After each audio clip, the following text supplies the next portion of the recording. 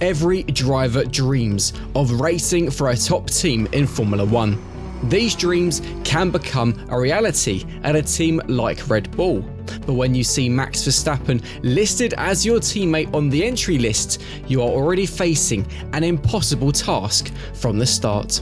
History has proven this. Pierre Gasly, Alex Albon, Sergio Perez and now Liam Lawson have all succumbed next to Verstappen, who thoroughly dominated and outclassed his teammates. But just how big were these differences? We'll tell you all about it in a brand new video from Racing News 365. Let's go back to 2019, when the world looked very different for Max Verstappen. The Dutchman had made his mark at Red Bull, but had faced a strong teammate in Daniel Ricciardo for 2.5 years. The Australian, however, knew all too well that he had a growing talent beside him and saw a potential problem looming. He chose the safe option and departed for Renault. Did Ricciardo see the Verstappen dominance writing on the wall? In hindsight, it seems he did. Red Bull promoted the inexperienced Pierre Gasly as Ricciardo's replacement, but that turned out very badly. Whilst Verstappen secured 2 wins, 1 pole position and 178 points in the first 12 races of 2019 with the new Red Bull Honda, Gasly managed only 61 points, almost 3 times less. He crashed during winter testing and never made it to the podium. As a result, Red Bull decided to replace him with Alex Albon during the summer break. Gasly was demoted back to Toro Rosso and would never return to Red Bull, and now races for Alpine, where, let's be honest, he's doing rather well. With Albon replacing Gasly, things didn't exactly improve much. In the second half of 2019, the British Thai driver was given time to adjust to his car, with 2020 meant to be his year. Verstappen claimed 2 wins, 11 podium finishes, 1 pole position and finished 3rd in the championship with 211 points, behind the dominant Mercedes cars. Again, the gap to his teammates was more than 100 points, as Albon managed only 2 podium finishes and scored 105 points. And that wasn't just 17 races, as the coronavirus pandemic delayed the Formula 1 season until the summer. Albon was also often eliminated early in qualifying, forcing him to make up ground in the races. This meant Albon's Red Bull fairy tale fizzled out, though he has since found his spark again at Williams. Red Bull had clearly had enough of experienced drivers alongside Verstappen and decided to bring in Sergio Perez at the very last minute. The Mexican was contractless after a stint at Racing Point, but Helmut Marko and Christian Horner gave him a career lifeline. Perez lasted 4 seasons at Red Bull and did quite well at times, but again, the statistics don't go in his favour. Verstappen crushed Perez during Red Bull's dominant period. Just look at the numbers: 52 wins versus 5, 37 pole positions versus 3, and 4 drivers' titles versus none. These are painful figures for Perez and dominant ones for Verstappen, especially in 2023 when Red Bull were unstoppable. The differences between Verstappen and Perez were enormous.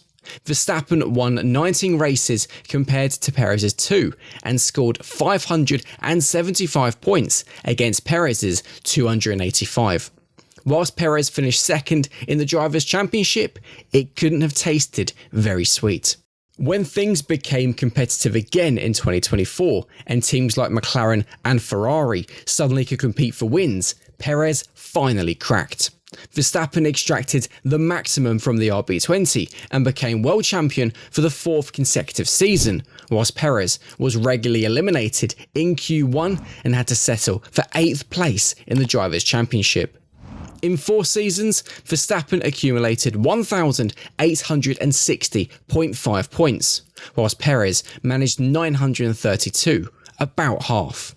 At the end of 2024, Red Bull finally parted ways with Perez in favour of Liam Lawson, yet another inexperienced driver who'd only competed in 11 Formula 1 races.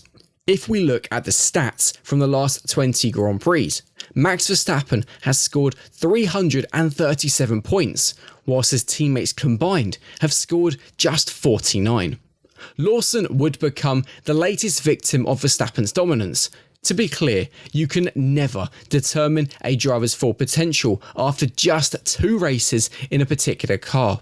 It's certainly not intended to pass judgment on Liam Lawson as a driver. However, the fact remains that the New Zealander completely failed to impress in Australia and China, scoring 0 points, whilst Verstappen scored 35. Looking at the data reveals shocking speed differences between Verstappen and Lawson. It started in Australia, where Lawson was also hampered by a turbo problem in third free practice. The New Zealander had never driven at the Albert Park circuit before, ultimately finishing 19th in qualifying after a mistake. Whilst track evolution was at play, Lawson's Q1 lap was 1.6 seconds slower than what Verstappen produced in Q3. Clearly, he fell well short of the magical Red Bull gap of 0.3 to the Dutchman. The wet race went even worse for Lawson. On a wet track, the gaps between drivers are always larger, but Lawson had the 18th average slowest speed, some 2.7 seconds per lap slower than Verstappen. To make matters even worse, Lawson crashed out of the race. China turned into another disappointment for Lawson. He set the slowest lap time in both sprint qualifying and regular qualifying, with gaps of 1.9 and 1.4 seconds to Verstappen, respectively. Again, in China, the track improved rapidly during sessions, but Lawson was also 0.8 slower than Verstappen in SQ1. The gap was simply just too large. The races didn't go much better in Shanghai. Lawson started from the pit lane in the main Chinese Grand Prix, and whilst he was on average the 9th quickest driver, he still finished comfortably outside the points. Lawson's pace degradation was also much higher than his nearest competitors, and even after taking an extra pit stop, he was still slower than Esteban Ocon and Alex Albon. In terms of lap times, Yuki Tsunoda and Isaac Hadjar also showed more consistency, despite having also made 2 pit stops just like Lawson.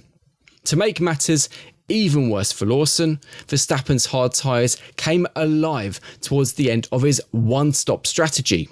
Once again, the gap was just too big.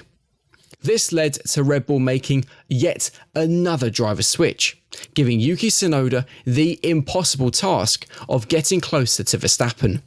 Did Lawson deserve more time to get used to the RB21? 1000%. And there are many more mitigating factors to mention, such as Lawson's limited knowledge of the different circuits in Albert Park and Shanghai, but nevertheless, it must also be admitted that Lawson was outclassed by Verstappen. Will Tsunoda do better? His task is immense, if history is anything to go by. Do you think Tsunoda has what it takes to tame the RB21, or will he become yet another Verstappen teammate who falls by the wayside? Let us know in the comments, and don't forget to smash the like button and subscribe to the Racing News 365 channel. See you this weekend for the Japanese Grand Prix. See you later.